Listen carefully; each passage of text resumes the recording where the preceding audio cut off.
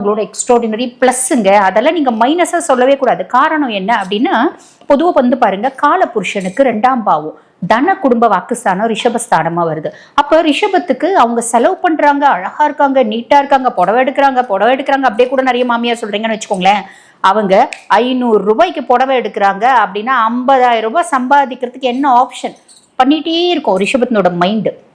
சம்பாதிக்கணுன்ற எண்ணம் ஆல்மோஸ்ட் எல்லா ரிஷபராசி பெண்களுக்கும் இருக்குங்க.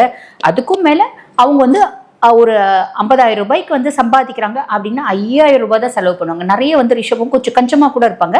ஆனா அது வந்து அவங்களோட 2ஆம் பாவத்துல என்ன கிரகங்கள் இருக்காங்க அதை பொறுத்து. பட் பெரும்பாலும் சொல்றேன். ஸோ இப்படியெல்லாம் நீங்க சொல்றீங்க பார்த்தீங்களா, அதெல்லாம் உண்மையா அப்படின்னு கேட்டால் அதெல்லாம் உண்மையே கிடையாதுங்க. பொதுவா ரிஷபம் மாதிரி ஒரு பொண்ணு கிடைக்கிறதுக்கு நிறைய வந்து பாருங்க, எல்லா ஆல்மோஸ்ட் 12 ராசி ஆண்களும் கொடுத்து வச்சிருக்கணும் அப்படின்னு தான் சொல்லணும். காரணம் என்ன அப்படின்னா, ஒரு பிள்ளை அன்கண்டிஷனலா லவ் பண்ண முடியுமா? லவ் பண்ண முடியுங்க.